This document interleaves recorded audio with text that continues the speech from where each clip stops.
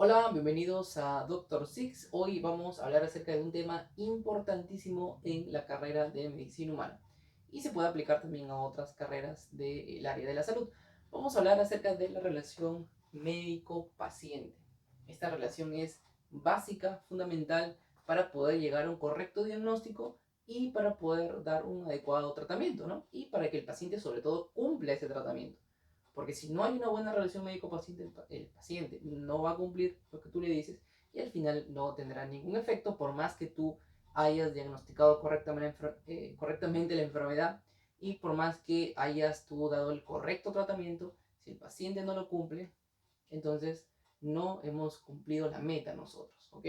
Eso es lo que tenemos que entender con esta clase el día de hoy. Bueno, hablemos de comunicación. Yo siempre digo que un médico tiene que ser un buen comunicador. Es importantísimo esto. Y aquí vamos a recordar algo que ustedes, si han llevado semiología, lo saben. La anamnesis representa el 80% del diagnóstico. O sea, ¿qué quiere decir eso? Anamnesis es conversar con el paciente. Lo que el paciente te diga, todo lo que tú puedes recopilar del paciente, esa información te va a servir a ti para poder llegar al diagnóstico. Y mira, representa el 80%. Y el 20% que queda, ¿qué cosa es? Bueno, ahí está el examen físico, en algunos casos exámenes auxiliares, exámenes de sangre, radiografías, etcétera. Todo eso va a completar el 100% del diagnóstico. Pero con solamente la anamnesis ya tenemos un 80%. Casi todo el diagnóstico lo da la anamnesis. O sea, podríamos diagnosticar si hacemos las preguntas correctas, si el paciente nos cuenta, nos da los datos correctos, sí. Entonces ya quiero que con eso vayan ustedes entendiendo la idea, ¿no? Qué tan importante es conversar con el paciente. Entonces, la primera impresión, ¿qué tan importante es la primera impresión que tiene el paciente de nosotros, del médico? Bueno, hay un estudio que se hizo en el 2010. Todo lo que yo voy presentando, voy a mencionar la fuente aquí abajito para que ustedes vean en qué me sustento yo para mencionar esto. Bueno, hay un estudio que menciona que se necesitan 90 segundos para conectar positivamente con un paciente. 90 segundos, ¿ah? Entonces, los primeros segundos, es más, se dice que un 80 y tanto por ciento de esto se da en la primera impresión, la sola mirada nada más. Y ya lo que queda es para confirmar esa primera impresión. Y de repente a ustedes les habrá pasado, ¿no? Me imagino, no necesariamente con un paciente, sino con alguna persona que han conocido en alguna reunión, en alguna fiesta, en cualquier lado, te presentan a alguien y con verlo, con saludarlo, esa primera impresión ya te dice más o menos cómo es, ¿no? A veces podemos equivocarnos, es verdad, pero en la mayoría de casos, la primera impresión, que después la compruebas en los segundos siguientes, al final termina siendo cierto, ¿sí? Entonces, esos 90 segundos, ese minuto y medio que tenemos para conectar con el paciente, lo tenemos que hacer bien. Porque si en esos 90 segundos no conectamos con el paciente, lo que viene después en la consulta ya no va a ser tan bueno.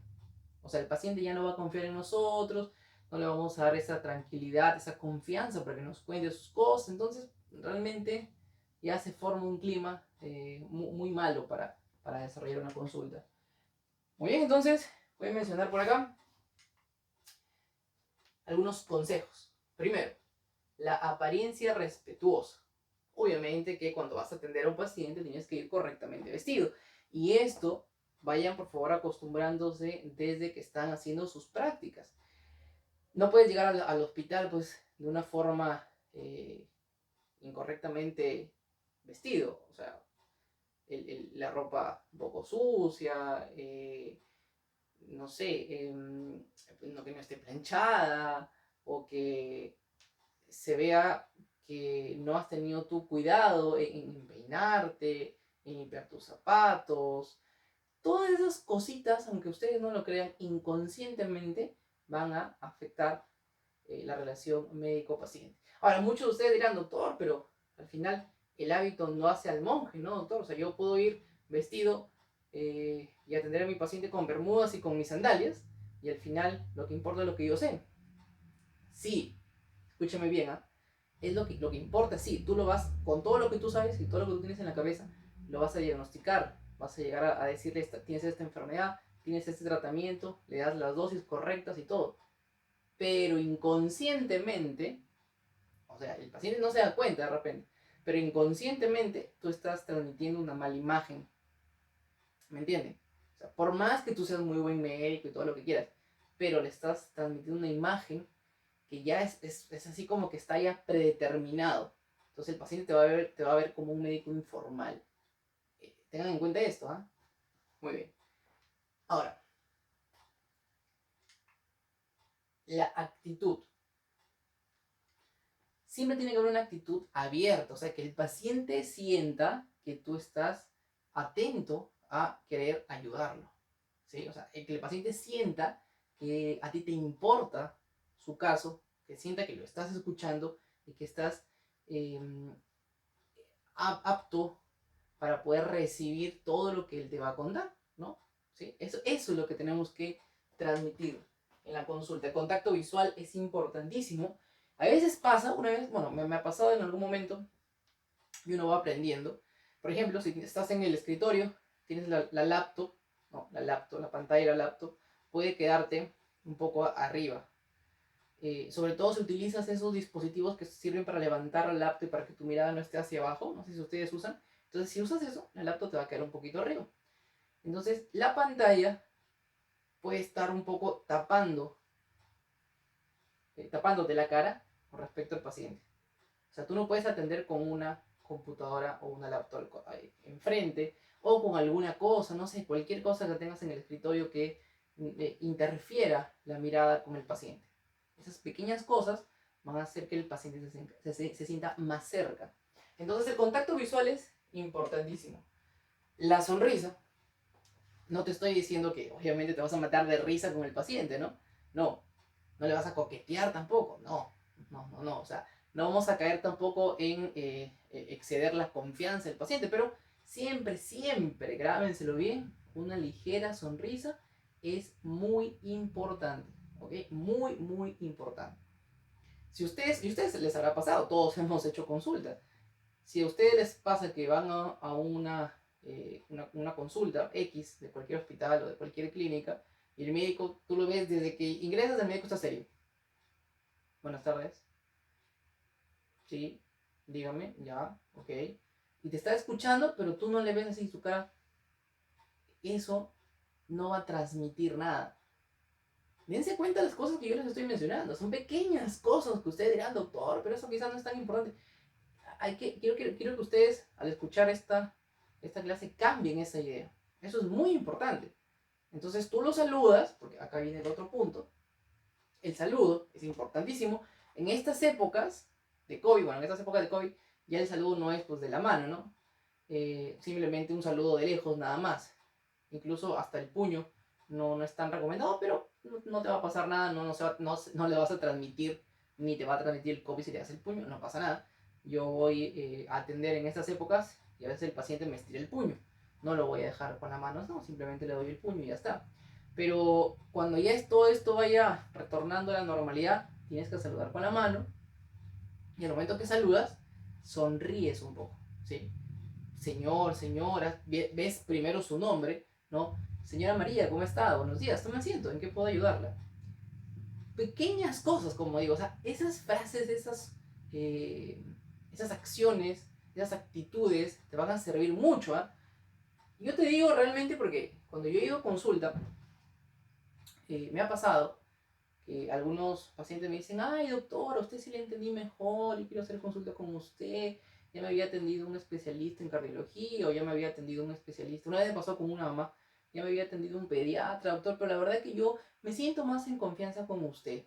Mira, yo siendo médico general, ¿eh? Yo para nada voy a decir pues que sé más que el pediatra, ¿no? O sea, el pediatra ha hecho una especialidad, 3 años más de la carrera en pediatría y obviamente que él sabe más de niños, pero quizás su trato no fue tan bueno. No te digo que haya tratado mal a la paciente, pero quizás esas pequeñas cositas que yo les estoy mencionando hicieron que la señora tenga más confianza conmigo.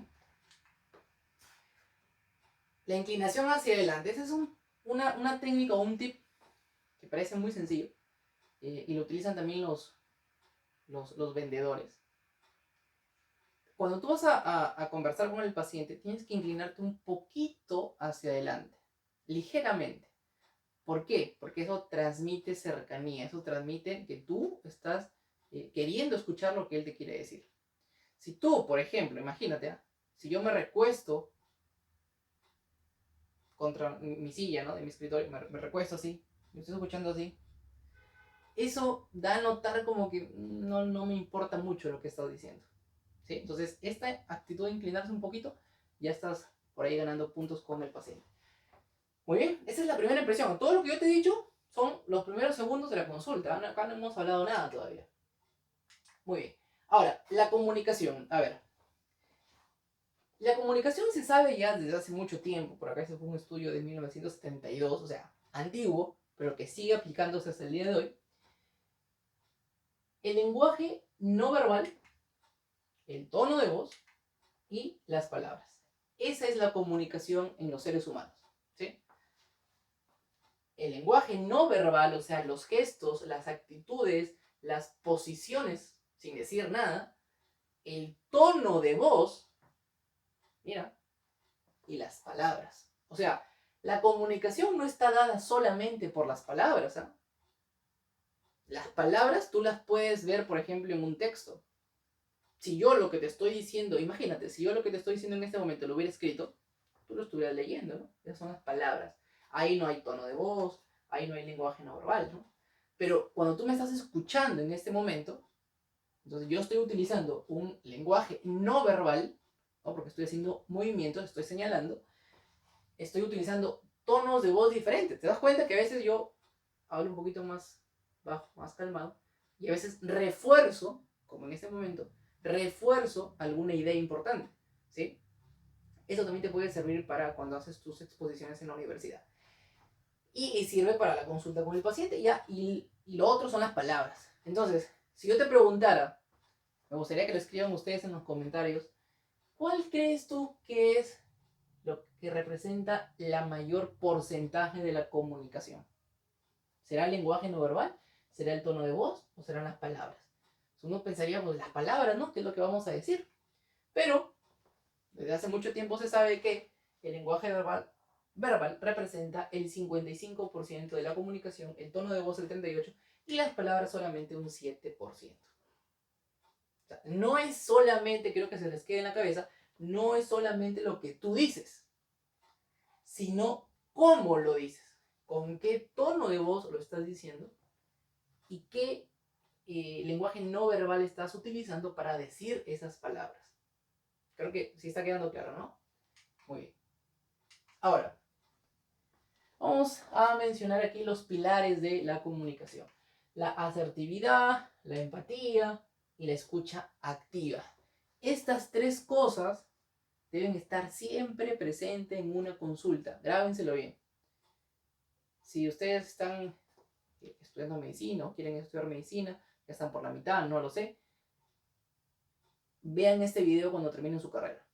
Si son internos, si van a ser internados, mucho mejor. Ya están muy prontos a ser médicos y ya desde el internado ustedes van a atender a... Yo realmente aprendí mucho en el internado, la forma de cómo atiendo, yo la he realizado realmente, la he basado en mi internado. Entonces, si estás comenzando el internado, por favor, escucha bien esto, porque desde ahí tú tienes que ir acostumbrándote. Si tú te malacostumbras, porque lamentablemente hay que decirlo, cuando uno va a hacer prácticas al hospital, lamentablemente uno ve cosas que son malas. No todo lo que vemos en un hospital es bueno, no todo lo tenemos que copiar, eso es la verdad. Entonces podemos aprender mal de cómo un médico trata mal al paciente. Como te digo, no significa tratarlo mal, insultarlo, no, sino que no darle esa confianza, no ser empático, ¿sí? Y ya, mira, entonces desde ahorita que eres estudiante sería bueno que aprendas esto. Grábate bien esto. La asertividad, la empatía y la escucha activa. La asertividad. ¿A qué se refiere? Expresarse de manera libre, directa, abierta, franca y sobre todo adecuada. ¿Ya? asertivo significa que yo me voy a expresar de una manera libre, abierta, franca, pero sobre todo adecuada. O sea, ¿cómo es eso? Que yo tengo que decir obviamente las cosas de una manera sincera, pero no de manera brusca. ¿Entienden? O sea, no sé, una persona te puede preguntar, por ejemplo, por su peso, te puede preguntar si me queda bien este vestido, te puede preguntar algo, ¿cómo me ves? Y por más que se le vea mal, por más que no le quede bien, por más que esté un poquito subido de peso, o sea, tienes que decirle, o sea, obviamente si tú eres una persona que está subida de peso, y siempre hemos dicho acá que el sobrepeso y la obesidad son condiciones que tenemos que revertir, o sea, no es algo normal. Pero no por eso le vas a decir, pues lo vas a hacer sentir mal, ¿no? Entonces, si la persona está con un poco de kilos de más, entonces tú tienes que hablarle bien bonito y decirle, bueno, no sé, de repente, no sé las palabras cómo le vayas a decir, pero hacerle entender que quizás esa ropa que está eligiendo no le queda bien y que debería de repente optar por otro estilo.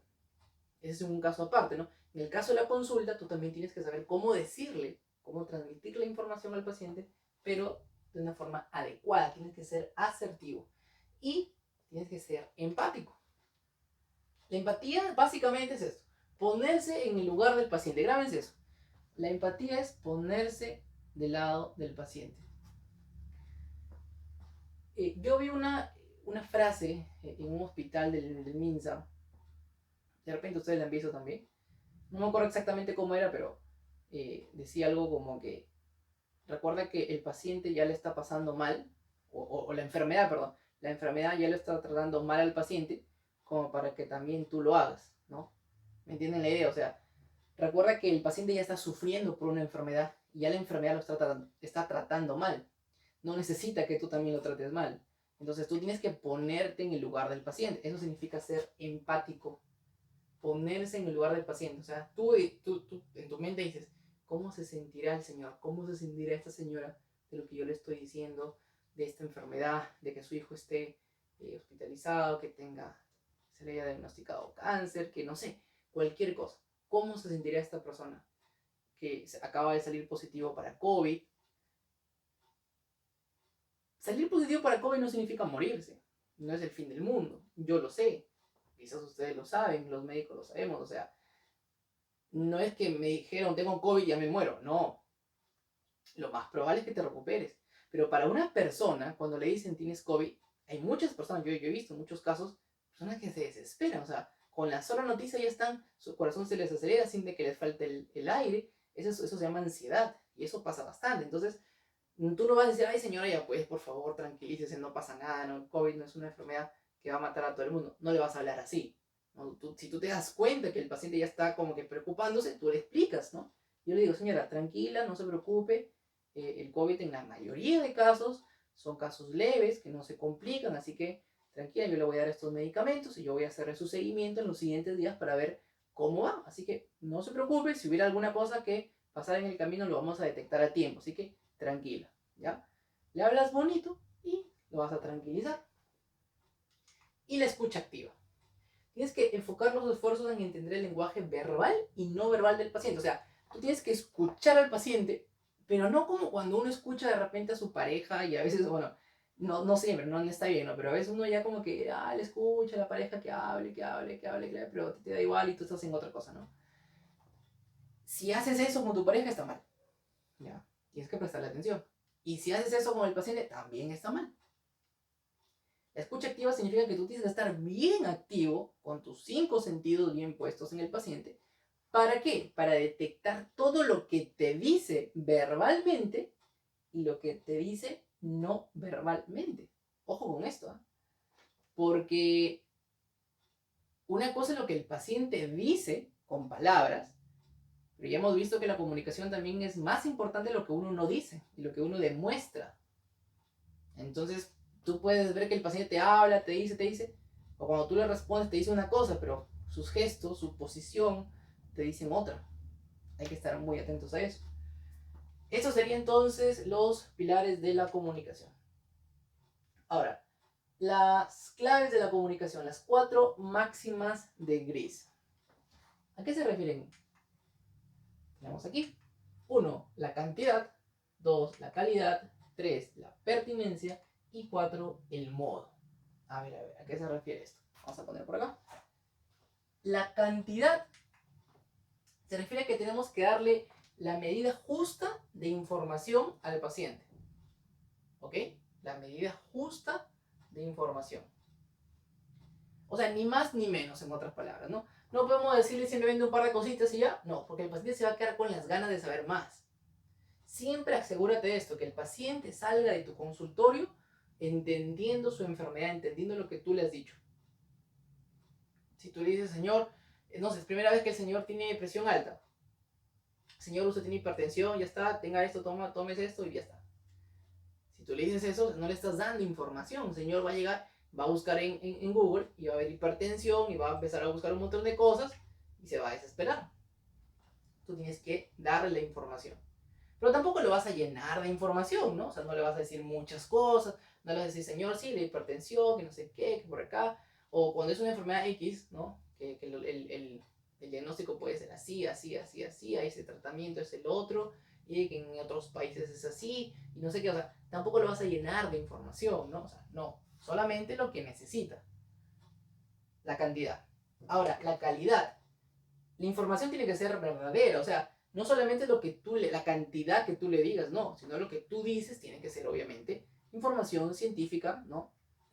Verificada, confiable. Por ejemplo, ahorita que estamos en época de pandemia, no podemos hablar cosas que no están comprobadas. O sea, yo por eso que muchos médicos, la comunidad científica, yo en mi página y muchas personas criticamos a aquellos médicos que dan recetas de medicamentos que no han demostrado ningún tipo de utilidad en COVID, ¿no? O sea, yo no puedo decir, señor, sí, tome esto, tome ivermectina, porque tómelo cada 15 días porque le va a hacer prevenir el virus, ¿no?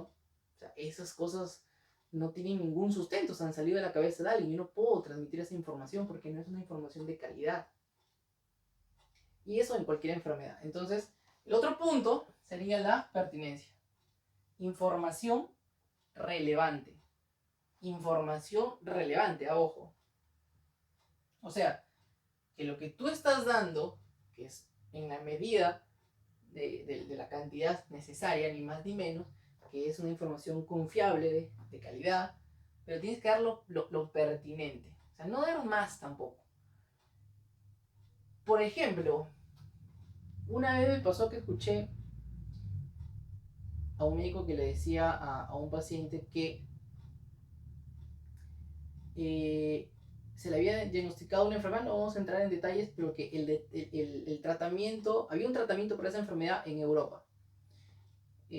O te pongo cualquier ejemplo, que alguien te diga, sí, señora, bueno, en Estados Unidos están haciendo ese tratamiento y así, no sé qué, pero la verdad que acá no lo tenemos, ¿no? Acá en Perú todavía no tenemos tratamiento, no podemos hacer eso, que no sé qué. Ponte a pensar, para esa persona que quizás no tiene los medios económicos para ir a Estados Unidos o a Europa, ¿tú crees que le va a hacer bien saber que en Europa, en Estados Unidos, en Japón, en otros lados, hay un tratamiento para su enfermedad que aquí no hay? ¿Le servirá a esa persona? ¿Le hará sentir bien? ¿No? ¿Será algo positivo para esa persona? Y la respuesta es no. Entonces, te pregunto, ¿fue pertinente lo que le dijo ese médico? No. Tú dirás, doctor, pero no ha dicho nada que es mentira, ¿no? Claro, no ha dicho una mentira, ha dicho algo que es cierto.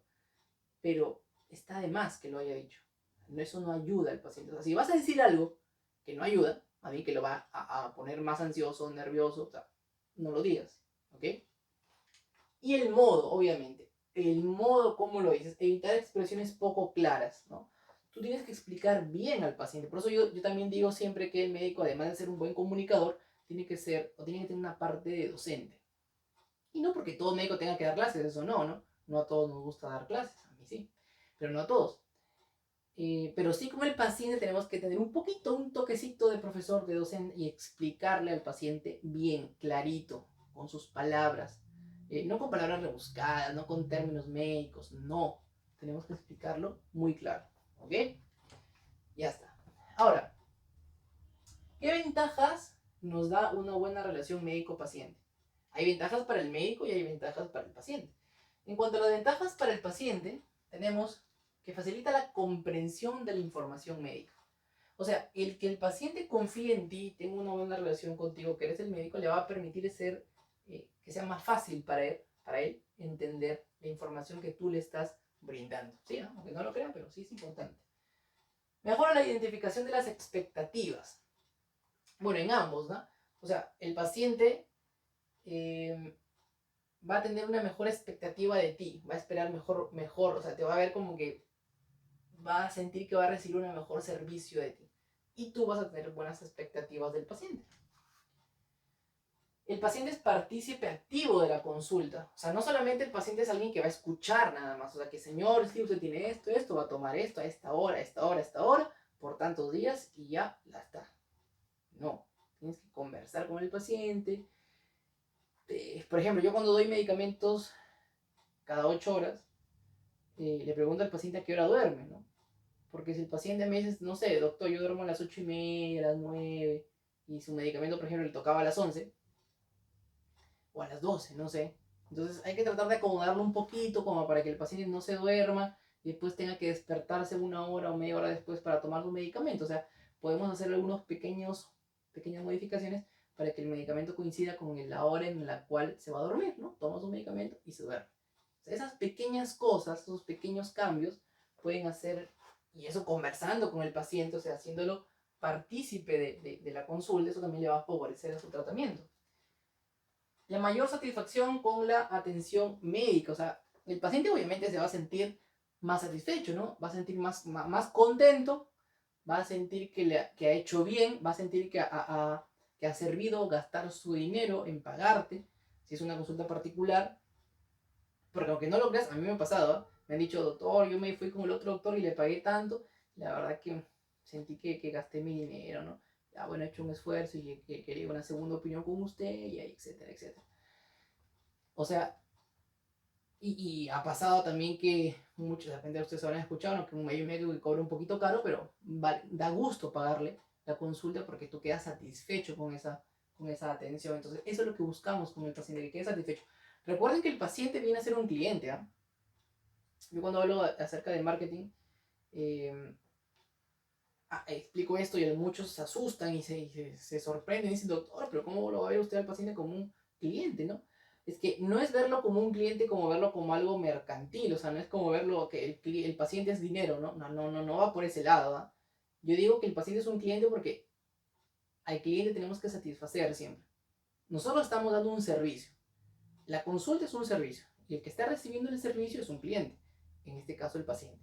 Entonces, si nosotros tratamos de satisfacer al cliente, porque así debe ser en un servicio, entonces vamos a satisfacer al paciente y al final, ¿quién gana? Ganamos nosotros porque quedamos bien con el paciente y gana él porque le estamos solucionando su problema de una manera adecuada. El paciente comparte más información con el médico, o sea, cuando tú tienes una buena relación con tu médico, ustedes habrán dado cuenta, tú te animas a contarle más cosas, ¿no? Y esas cositas adicionales que tú les cuentas sirven para el diagnóstico.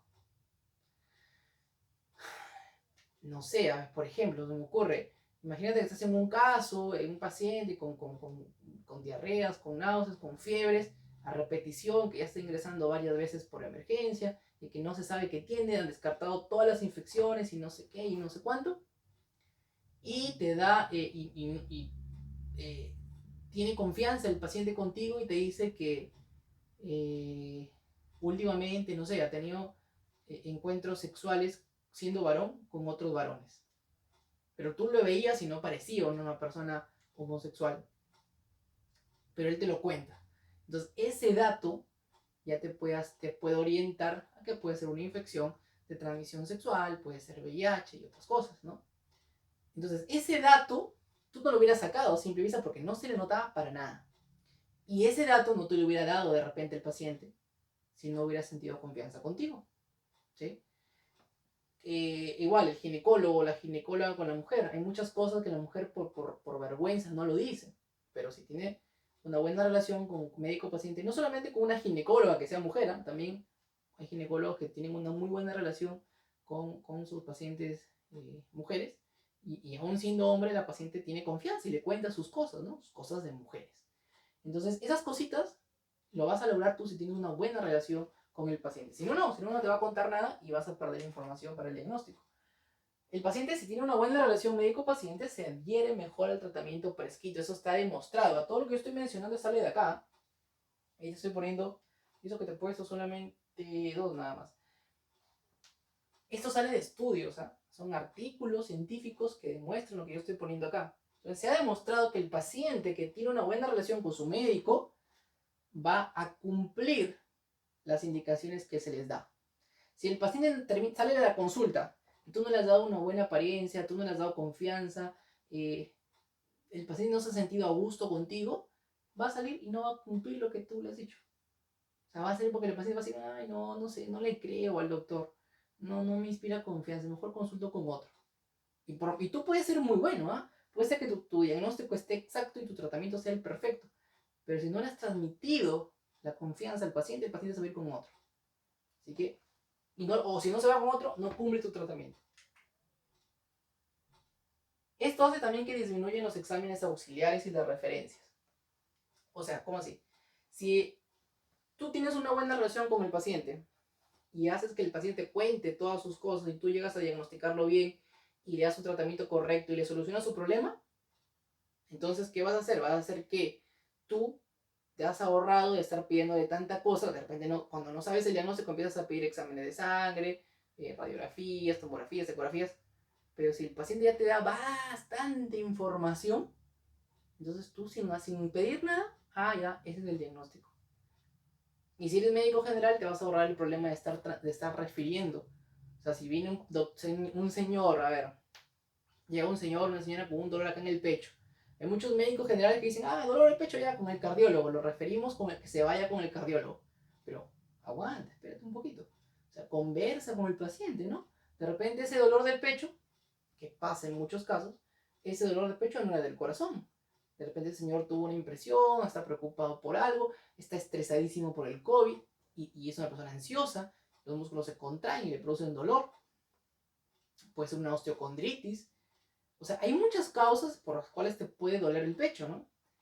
Y no siempre es del corazón. Entonces tú, si no tienes una buena relación con el paciente, tú dices, ya le duele el pecho, ya que lo vea el cardiólogo. El cardiólogo lo va a ver, lo va a examinar, le va a hacer su electrocardiograma, no va a encontrar nada. Y si le toca un cardiólogo que también tiene una mala relación con los pacientes, el cardiólogo no lo va a ayudar, porque le va a decir, señora, no, yo soy cardiólogo, su corazón está bien, no la puedo ayudar. O sea, su problema no es del corazón. Lo va a regresar al médico, el médico general quizá lo va a derivar a otro especialista. O sea, vamos a hacer referencias en mano. Y hay menos complicaciones de la salud. Aunque no lo creas, esta relación médico-paciente le va a ayudar tanto al paciente que va a complicar menos su salud y va a solucionar sus problemas.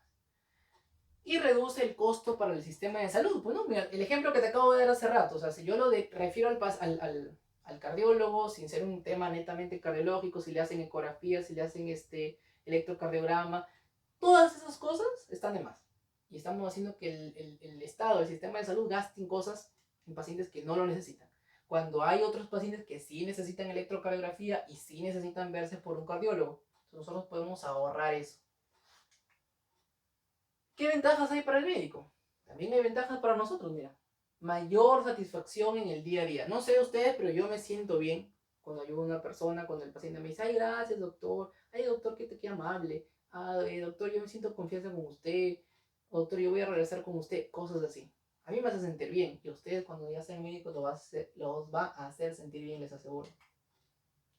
Hay una mayor motivación para el desarrollo de la profesión, que tiene relación con lo que mencionaba antes. O sea, tú te vas a sentir tan bien que vas a querer atender más pacientes, te vas a sentir bacán, ¿no? Vas a sentir que estás ayudando y eso te va a motivar a ser cada día mejor médico. Disminuye las quejas y las denuncias. Obviamente, si tú lo tratas bien al paciente, no te va a denunciar, no te va a hacer nada, ¿no? Y hay menos estrés laboral y desgaste profesional. Porque el estar tratando al paciente de una forma hostil también te va a generar estrés a ti. Ahora, ¿cuáles son las dificultades que puede haber para el tema de la comunicación médico-paciente? Las dificultades para el médico cuando hay gran número de pacientes, ¿no? Eso también hay que entender. Yo no trabajo en sistemas de salud público, ni en salud, ni en el MINSA, Pero yo entiendo los médicos que trabajan ahí, que les ponen pues, varios pacientes y uno y el otro y el otro y el otro. Eso también dificulta, ¿no? No es como estar en una consulta particular donde tú tienes, incluso hay médicos que en su consultorio particular se amontonan de pacientes ellos mismos por ganar más y les dejan un tiempo muy corto al paciente. Eso tampoco, no hay que caer en eso. ¿Eh? Mis consultas duran 20 a 25 minutos más o menos. O sea, eso nos da un tiempo prudente, ¿no? Para conversar bien. Entonces, el hecho de que haya muchos pacientes es una desventaja para el médico. La deficiencia logística, o sea, si se refiere al ambiente, la infraestructura, si no tienes un buen ambiente, si tu consultorio es muy chiquito y está pegado con otro consultorio, está pegado con otra, no sé, con otro ambiente del hospital, sí, muchas cosas amontonadas, no lo sé. Por ejemplo, esa es una de las ventajas de realizar consultas a domicilio. Yo en la pandemia estoy realizando consultas en casa de los pacientes. Como el paciente no quería salir, yo he tenido que ir a las casas. Yo voy, ¿no? Manejo de casa en casa y los atiendo. Entonces, eso también es un poquito dificultoso porque no todos tienen un ambiente, no todas las casas son iguales, no todas las casas son grandes. Entonces, no todos tienen un ambiente adecuado. A veces tienes que sentarte pues, en una silla chiquita, el paciente está por aquí, todo muy chiquito, o, o, mm, eh, o los perros, por ejemplo. Hay personas que tienen perros y el perro ladra y ladra y ladra. Por más que algunos lo llevan al segundo o tercer piso, ya no se escucha mucho, pero cuando la casa es chiquita no lo puedes llevar a ningún lado y el perro lo alejas, pero igual se escucha la bulla. O sea, son cositas del mismo ambiente que dificultan un poco la comunicación, ¿no? Los procesos no médicos, o sea, el hecho de en un hospital estar llenando, ya sea a mano la historia clínica o en los hospitales que ya se está registrando por computadora, esos papeleos, entre comillas, esas cositas administrativas, dificultan también un poco el tema de la comunicación. Y para el paciente, la dificultad para acudir al centro de salud, porque no todos viven cerca de un centro de salud, ¿no? Eso también es otro problema. Hay gente que demora 2 horas en llegar. Esa también es otra dificultad. La sobrecarga del sistema, lo que dije, el exceso de pacientes. Esas son pequeñas desventajas que hay en cuanto a la comunicación tanto de pacientes como del médico. Ahora, quiero hablar ya de esta segunda parte del tema, ya con esto ya vamos terminando. Los modelos de consulta. Hay muchos modelos de consulta. Si ustedes buscan en YouTube, si ustedes les han enseñado a ustedes de repente en la universidad, si buscas en un libro, hay muchos modelos. Pero yo no quiero complicarme mucho, voy a resumirlo acá. Es una clasificación, aquí está la fuente. Y básicamente son dos cosas, ¿no? Para no complicarnos mucho. Un modelo centrado en el paciente y un modelo centrado en el médico. Al revés. Un modelo centrado en el médico, que no es recomendado, y un modelo centrado en el paciente, que es lo más ideal. A ver, centrado en el médico, ¿cómo sería? Las consultas se centran en preguntas orientadas a la dolencia. O sea, el médico, tú recibes, a ver, por ejemplo, llega una señora, una mujer, ¿cómo está señora? Buenas tardes, dígame. Y la señora o la chica, la joven, no sé, mujer, te dice, doctor, sí, me duele aquí un poquito como que al miccionar me duele. Ah, ya sí, bueno, ok, muy bien. ¿Le arde? Sí, le arde, ya. ¿Le duele acá? Ya. Muy bien, usted tiene una infección urinaria y tome esto y ya está. Y de repente la chica te iba a contar, bueno, el paciente te iba a contar otra cosa más. De repente, hay muchas mujeres que ya tienen, de repente llevan un examen de orina y te dicen, doctor, me saqué un examen de orina. O doctor, me saqué este examen antes de venir. Aunque tú sepas, o no sé, si no es este caso es otro, pero aunque tú sepas que no sirve esos exámenes, tienes que escucharlo. Entonces, hay médicos que te dicen, no se preocupe, así nomás, ya. Tiene una infección urinaria, ya está, tome esto, ya está. O sea, si estás diagnosticando la enfermedad, o sea, tú sabes que esos síntomas, lo más probable es que sea una infección urinaria, ¿no? Pero nada te cuesta realizar el examen si ya lo tiene ahí, nada te cuesta escuchar un poquito más al paciente. Doctor, ¿para qué lo voy a escuchar? Ya me dijo lo necesario. No, es que esa persona, si tú le das el medicamento, el antibiótico que necesita, no le va a hacer el mismo efecto y quizás no lo tome, quizás lo tome solamente un día, quizás ni lo compre la receta por último. O sea, tú tienes que escucharlo un poco más al paciente para que salga convencido de que realmente ese medicamento le va a hacer efecto, ¿sí? El paciente pasa a un segundo plano. Eso es lo malo. Yo he visto muchos casos, yo estoy seguro que ustedes también habrán visto. Me acuerdo de un urólogo, cuando yo era estudiante. Hay un señor que tiene un problema, un dolor en el testículo. No me acuerdo exactamente qué cosa era. Pero el señor se había hecho una ecografía en el testículo por un médico que es médico general, pero que se dedica a hacer ecografías, ¿no? Hay muchos que lo hacen bien, ¿ah? Ojo, aunque no es su especialidad, no tendrían que hacerlo realmente. Pero la verdad hay que decirlo que hay otros que sí lo hacen simplemente por lucrar, ¿no? O sea, no están preparados y le engañan al paciente. Ese era uno de ellos, ¿ya? Entonces, este médico le engañó, pues, le hizo cualquier cosa, con ajuste creo que vio el testículo, le dio una hojita del informe, yo me acuerdo hasta ahorita, y ese paciente le entregó eso al urólogo. Sí, yo soy un señor de edad, me acuerdo, un señor ya mayor. Y le entregó, le dijo, doctor, me ha hecho esta ecografía. Me acuerdo hasta ahorita el urólogo le dijo, no, esto no vale, señor. No se preocupe, ¿sabes? Eso no sirve. Y no le tomó importancia al examen que le habían hecho. A ver, quiero que me entiendan esta idea. A ver, realmente ese examen no valía, ¿ok? No valía, no servía para nada. Porque el que hizo la ecografía había puesto testículo derecho normal, testículo izquierdo normal, el escroto no sé qué, es normal, epidimo normal, nada, o sea, ni siquiera las medidas creo que puso. O sea, no valía para nada. No podemos confiar en ese examen, ¿no? Porque de repente había algo por ahí que este médico, que no era su especialidad, no lo pudo ver, ¿no? Ya. Sabemos que no valía ese examen, pero voy a la forma como se lo dijo. O sea, esta persona, que era una persona que no tenía, o sea, no se notaba que le sobraba el dinero, había gastado su dinero en esa ecografía que no es barata, con la ilusión, con la esperanza de que esa ecografía le sirva para su problema. Y llega y le presenta la ecografía al médico, al urólogo, y el urólogo le dice despectivamente que no sirve. Entonces, ¿cómo crees que se siente ese paciente? Todo lo que venga de aquí en adelante, así el urólogo sea muy bueno, así el urólogo haga su trabajo bien, todo lo que venga de aquí en adelante ya no va a tener el mismo impacto. Porque ya le hiciste, ya le causaste ese malestar al paciente, o sea, incomodidad, eso no sé. Entonces el paciente va a decir, o sea, gasté por las puras, ¿no? Se va a sentir mal, van a pasar muchas cosas. Mira, entonces no tenemos que centrarnos en el diagnóstico, no. Lo importante es el paciente. Eso es lo más importante en una consulta.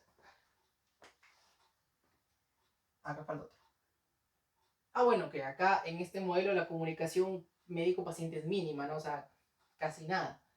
En cambio, por acá se valora la comprensión del paciente sobre su estado de salud. O sea, nosotros tenemos que asegurarnos que el paciente termine, salga de la consulta entendiendo su estado de salud, entendiendo su enfermedad. Y se brinda información, el médico brinda información necesaria para entender ese problema de salud. Que es todo lo que ya hemos explicado, ¿no? Tienes que explicar bien, con palabras sencillas, específicamente, sin dar mucho, sin decir cosas de más, no, lo necesario, lo justo y no lo necesario. Siempre con términos adecuados, sencillos, términos sencillos. Por ejemplo, yo me acuerdo también un ginecólogo, si se dan cuenta, yo medio recuerdo muchas cosas buenas que quizás no lo estoy comentando ahora, pero hay muchas cosas malas que yo recuerdo. Y las tomo como ejemplos para yo no cometer eso y ustedes tampoco lo hagan. Me acuerdo un ginecólogo muy bueno el ginecólogo, académicamente muy bueno, actualizado y todo. Pero me acuerdo que llegó una señora de zonas, una zona andina, con su hija, porque su hija estaba embarazada y su hija tenía un sangrado. Entonces la señora, la hija había tenido relaciones recién con su esposo y por eso que había sangrado un poquito, por ese roce. Entonces el médico le examinó, ¿no? Se colocó en la camilla, abrió la vagina, vio que al fondo de la vagina, el cuello uterino, el cervix, estaba inflamado. A eso se le llama cervicitis. Y esa cervicitis había sido simplemente por la relación sexual. O sea, en la ecografía vio el bebé, todo estaba bien, no había pasado nada con el bebé. Ese sangradito era del cervix. Entonces era una cervicitis. La señora le preguntó qué tenía y el doctor le dijo, no se preocupe señora, simplemente su hija tiene una cervicitis, no pasa nada, tome esto, ya, se fue la señora. Entonces yo me quedé pensando, y ustedes piensen, a ver, ¿ustedes creen o piensan de repente que la señora que se notaba que no tenía una educación superior, probablemente no tenga una educación secundaria completa, esa persona de repente, o ustedes creen que habrá entendido qué significa cervicitis, sabrá qué significa cervicitis, o sea, yo sé que para ustedes les parece simple, no, para un médico les parece simple, cervicitis es la inflamación del cervix, ¿no? Pero esa palabrita que parece sencilla para nosotros, para el paciente muchas veces es difícil, o sea, dirá, ¿qué cosa es cervicitis, no? O sea, cervicitis pensará que es un cáncer, o sea, tenemos que explicarle al paciente. Si esa señora tiene internet, va a llegar y va a buscar en internet, ¿no? Y si tú pones cervicitis, puedes comenzar con cervicitis y puedes terminar con cáncer del cuello uterino. O sea, la señora puede terminar más asustada, ¿no? Porque puede llegar a eso en el internet. Y si no tiene internet, se va a quedar con la duda, puede consultar con otras personas que tampoco saben y le van a decir cosas que no es verdad. O sea, miren, dense cuenta cómo esa pequeña palabra puede ocasionar muchos problemas. ¿Sí? Siempre hay que hablar claro al paciente. Señora, su hija tiene una inflamación, una heridita al fondo de su vagina, donde comienza el útero. Y es por eso que ha sangrado, por la fricción al momento de las relaciones sexuales. Nada más. Por adentro todo está bien, su bebito está bien, no hay un sangrado que venga de adentro. Simplemente es cambiar un poco las palabras nada más. Y terminamos con esto. Entonces, quiero resumir, creo que todo lo que he dicho al final, cómo atenderíamos al paciente. Aquí hay un modelo de atención que se resume en la palabra creer, ¿sí? Ha sido dado por la Universidad de Texas, su Centro de Control del Cáncer, ha propuesto esto y creo que lo podemos utilizar pues, de forma general en la medicina. Primero colocamos la palabra creer. Ahí está. ¿Qué significa la C? La C es el contexto. R de reconocimiento, la E de escucha, la otra E de estrategia y la R de resumen. Eso es lo que tenemos que hacer nosotros con los pacientes en la consulta. A ver, ¿cómo así? ¿A qué se refiere el contexto? En el contexto, recuerda que estamos haciendo todo un resumen de lo que ya he explicado. El espacio físico, ¿no? El ambiente es importante, que no haya distracciones, que no haya sonido, es importante. La proximidad, no que no esté muy lejos del paciente. Obviamente en esas épocas de COVID tampoco va a estar muy cerca, pero no puede estar muy lejos para escucharlo bien. El lenguaje corporal, ¿no? La actitud, el inclinarse hacia adelante, el que el paciente vea que tú estás interesado en su caso, el contacto físico. Nuevamente por esas épocas de COVID va a disminuir esto. En la segunda parte, el reconocimiento. ¿A qué se refiere esto? Nosotros tenemos que reconocer, identificar emociones y responder empáticamente. O sea, nosotros tenemos que estar tan atentos que tenemos que detectar rápidamente las emociones del paciente. Tenemos que, obviamente, responder a eso de manera empática, poniéndonos en su lugar. La escucha se refiere a la escucha activa que les mencioné, ¿se acuerdan hace rato? Tenemos que hacer preguntas abiertas. O sea, no preguntas para que me diga sí o no, no. O sea, señor, ¿y cómo se siente usted? ¿Desde cuándo comenzó esto? A ver, cuénteme, lo escucho. Y te sientas un ratito a escucharlo. Miren, a veces el paciente muchas veces va a decir cosas que no tienen nada que ver con la consulta o te va a dar datos que al final no importa para la consulta, ¿ya? Yo te recomiendo, yo lo hago, yo lo dejo al paciente hablar un ratito, unos minutos, ¿ya? Un par de minutos, no sé, dependiendo del tiempo que tengas, ¿no? Déjalo hablar un ratito al paciente, déjalo que diga cualquier cosa, déjalo que hable. Obviamente lo que te he dicho, van a haber cosas que sí son importantes para el diagnóstico, tú lo vas anotando o lo vas grabando en tu memoria. Ya una vez que ya habló, ahí tú ya vienes a preguntar. El paciente habla, tú preguntas. El paciente responde, tú vuelves a preguntar. Eso se llama modelo pregunta, cuenta, pregunta. Tú le preguntas algo, el paciente te responde, tú le vuelves a preguntar en base a lo que él te ha dicho. ¿Ya? Y así se va formando un diálogo. La clarificación, ya te dije, ser claro, ser sencillo, conciso con el paciente y evitar interrupciones. Estrategia. Tener en cuenta las expectativas del paciente. ¿Ya?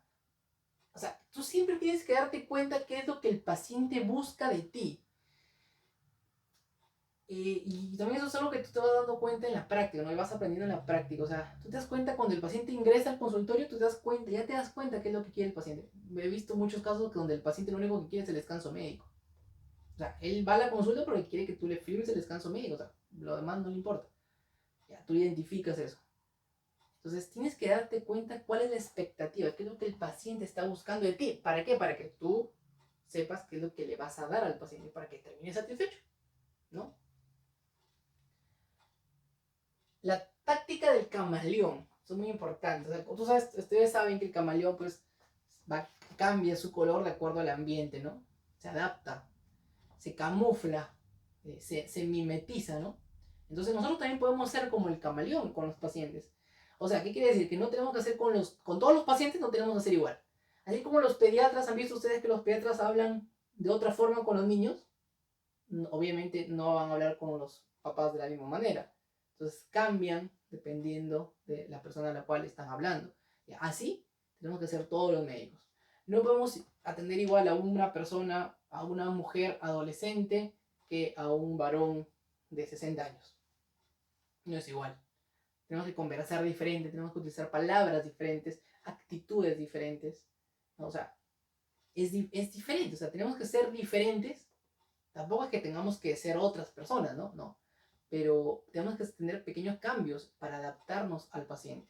Por ejemplo, yo me doy cuenta rápidamente cuando el paciente es religioso, ya sea cristiano, evangélico, católico, lo que sea, pero tú te das cuenta cuando el paciente es religioso. ¿No? Porque la gente dice, me ha pasado, te va a pasar a ti que el paciente llega, ingresa, por ejemplo, me decía un señor, doctor, buenos días, que Jehová lo bendiga, o doctor, ¿cómo está? Dios me lo bendiga. O cuando va a estar hablando, te menciona a Dios, te menciona la Biblia, te menciona a la Virgen María, te menciona a Yahvé, Jehová. Le da igual la religión que tenga. Entonces tú cuando lo estás escuchando te das cuenta, ah, ese señor es religioso. Entonces tú también lo puedes encaminar o puedes hablar más o menos guiándote un poco en eso, ¿no? O sea, yo tenía un señor, un paciente que era era evangélico y, y se sentía muy nervioso, muy ansioso, ¿no? Entonces yo le explicaba pues que tiene que estar tranquilo, que no puede estar viendo las noticias porque se va a sentir más ansioso y no sé qué. Le digo, señor, usted puede leer su Biblia, vaya a su casa, ¿no? Lea su Biblia tranquilo. Y eso, uno cuando lee la palabra de Dios, pues suele sentirse más tranquilo, ¿no? O sea, mira, eso nada más que yo le he dicho, puede hacer lo que el paciente diga, ah, el doctor me entiende, ¿no? El doctor también es religioso igual que yo. Ahora, yo puedo ser un ateo de lo peor, pero le estoy diciendo eso al paciente para que el paciente tenga confianza conmigo y para que se sienta mejor. ¿Me entienden? O sea, no significa que yo me voy a convertir a su religión, yo soy católico, no voy a ser evangélico, no. Pero estoy yo tratando de adaptarme a ese paciente. Ahora, yo a todos los pacientes no les meto a Dios, obviamente, porque yo sé que hay pacientes que pueden ser ateos, ¿no? Entonces, yo siempre pregunto, cuando veo que el paciente me está hablando un poco así, ¿usted cree en Dios? Sí, allá.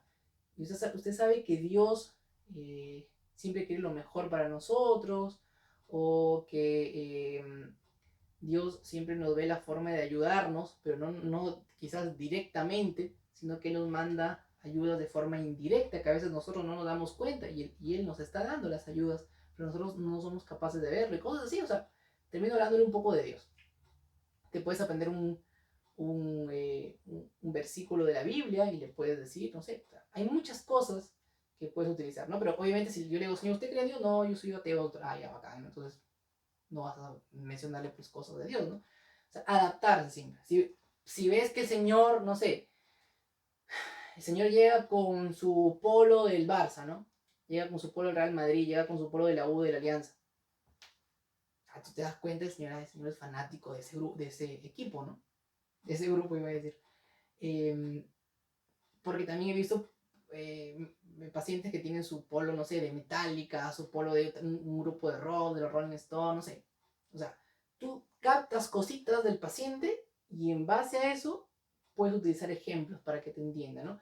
Si ves que es fanático del fútbol, tú le puedes poner ejemplos relacionados con el fútbol. Cosas así, o sea, tú ves cómo te las ingenias para poder entender mejor al paciente. Si es un adolescente, Entonces le hablas con términos o con cosas que los adolescentes entienden más, ¿no? Hay muchas formas de poder llegar al paciente. Esa es la táctica del camaleón. Y hacerlo parte del plan terapéutico, que es lo que he dicho hace rato. Tienes que hacerlo parte, que él sienta que tú le estás de alguna forma consultando, no sería la palabra porque no es que el paciente va a decidir su tratamiento, ¿no? Pero que tú estás coordinando con él, ¿no? O sea, no que sienta que tú le estás imponiendo, ya toma esto, esto y esto a esta hora, no. O sea, que sienta que lo estás como que conversando, ¿no? Y finalmente el resumen. Verificar que el paciente haya comprendido. Hablaste de la diabetes, le dijiste al señor que tiene que tomar esta pastillita. A ver, señor, ¿cómo funciona esta pastilla? Ah, ya, esta pastilla lo que hace, doctor, es que va a bajar mi nivel de glucosa, ¿no? Ya. ¿A qué hora tiene que tomar esa pastilla? Ah, ya, a esta hora, doctor. Antes o después del almuerzo, no tengo que tomarla antes porque si no, no hace efecto. O tengo que tomarla después cuando mi estómago esté vacío, esté lleno. O tengo que tomarlo una en la mañana y una en la noche, en mitad, mitad. O sea, tienes que asegurarte que el paciente haya entendido. Por eso que tú haces un resumen, señor, bueno, usted tiene esta enfermedad y lo que vamos a hacer es esto. Les dejamos este examen, usted se va a hacer estos exámenes, va a tomar estas pastillas, va a colocar esas inyecciones y le hacemos su control en 3 días. No sé, algo así. A ver, me gustaría por favor que usted me diga las indicaciones, a ver si las ha entendido. Y el paciente dice, ay, sí, doctor, me voy a tomar esto, a esta hora voy a hacer esto. Ah, ya sí me entendió, perfecto. Entonces haces un resumen. Muy bien. Y ese es el modelo de atención ambulatoria CREAT. Espero que lo puedan aplicar ustedes con su paciente. Acá les dejo el video para que lo repitan y lo vean cuantas veces quieran. Y los dejo con esta frase. Grábense bien esta frase, por favor. Siempre la repito si ustedes han estado ya en otras clases y otras ponencias que he dado. La dijo William Osler, no es mi frase, pero yo siempre la digo. La dijo un médico hace muchos años. El buen médico trata la enfermedad, pero el gran médico trata al paciente que tiene la enfermedad. Yo la escuché esta en la universidad y se me quedó grabado hasta ahorita. El buen médico trata la enfermedad. Cualquiera puede ser buen médico. O sea, buen médico es porque ya te aprendiste las cosas, ¿no? Diagnosticas bien, tratas bien y ya está. Pero el gran médico no trata la enfermedad, trata al paciente. Nosotros tratamos personas. Ustedes van a tratar personas, pacientes. No tratamos las enfermedades. Grábense bien esto. No somos máquinas, no somos robots. Los pacientes tampoco. Entonces no tratamos la enfermedad en sí. Tratamos a una persona que tiene una enfermedad. Una persona que está sufriendo por una enfermedad. Y tenemos que nosotros saber entender. ¿Sí? Espero que se haya entendido. Y no olviden suscribirse al canal. Cualquier duda que tengan, déjenlo aquí en los comentarios. Y nos estamos viendo en la próxima clase. Cuídense.